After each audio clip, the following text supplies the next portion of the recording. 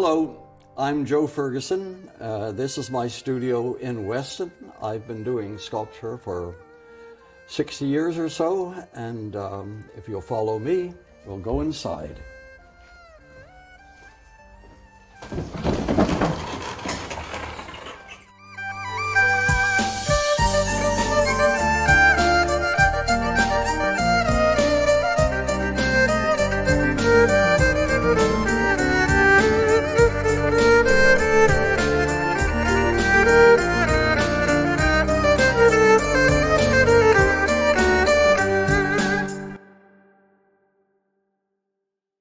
I wanted to make three-dimensional constructions that suspend colored glass as to appear to be free-floating.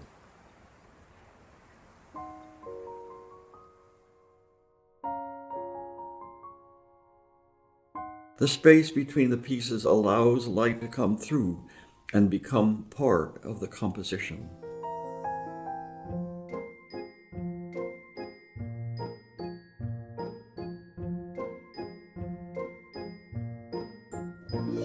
This is one example of some of the early work that I did do. I wanted to make it three-dimensional, and I wanted to use very large pieces of glass because the glass is hand-blown, and in itself it's beautiful, and you don't really want to cut it up into little pieces.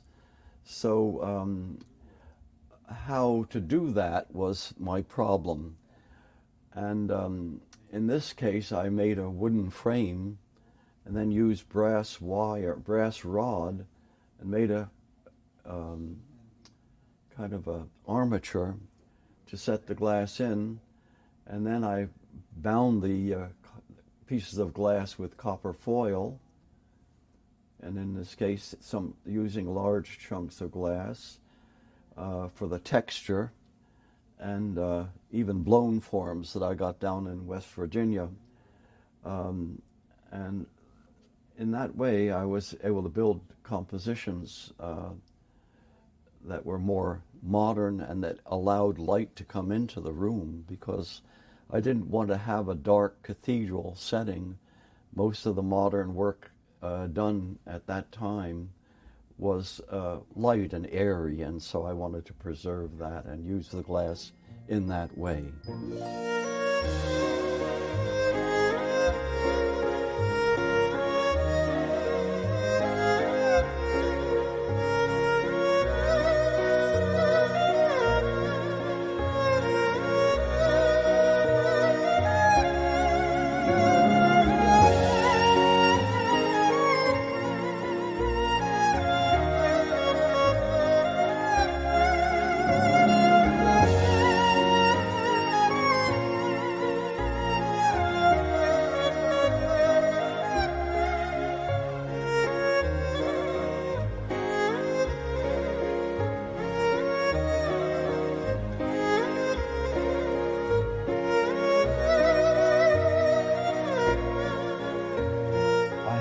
Made any plans for this, any drawings or anything. I'm really trying to let it tell me what to do, and it changes dramatically.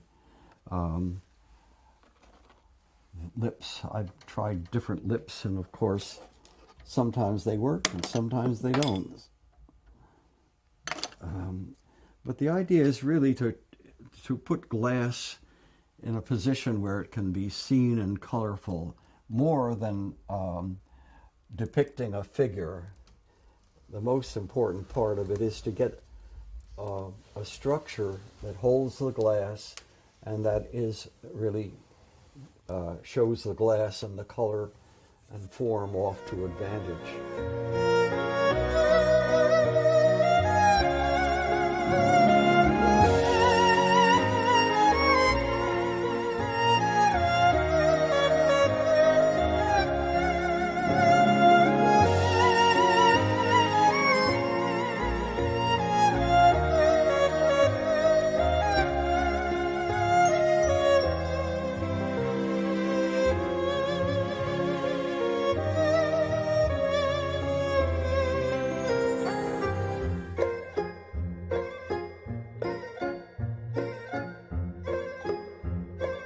The far one is a guardian, The idea is that it's an enclosed spacecraft of some sort that's come to observe our planet.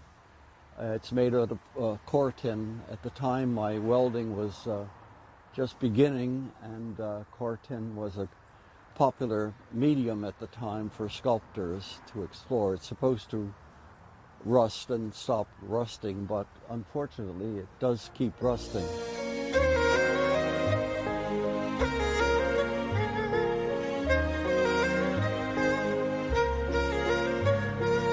Aluminum does not rust. It glows in the moonlight on the night landscape, dazzled in sunlight when polished. Beneath layers of protective oxide, it takes on a soft, natural quality.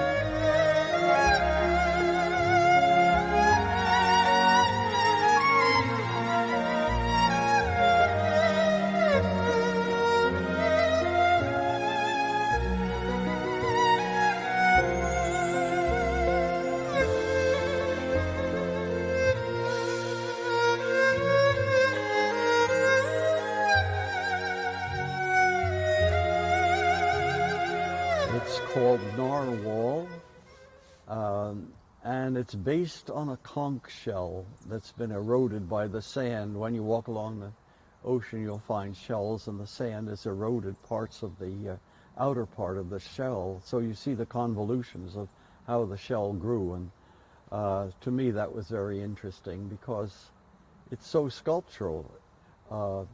It emphasizes the sculptural quality, so that as every view of it is different.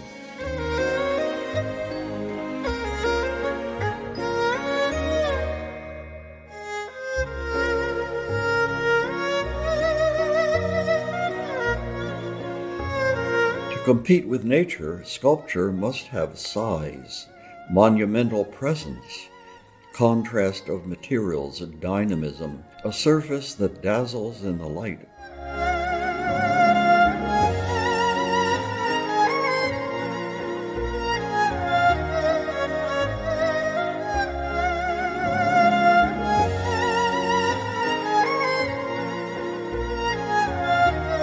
There remains much to be discovered by walking around through, looking up and down upon the piece.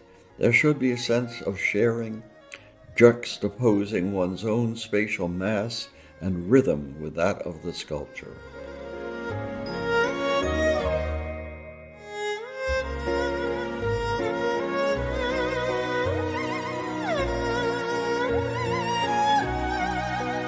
With sculpture, you always have to be thinking in terms of 360 degrees around the sculpture.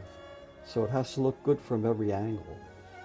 That's a challenge that painters don't have, but it's a challenge I enjoy very much.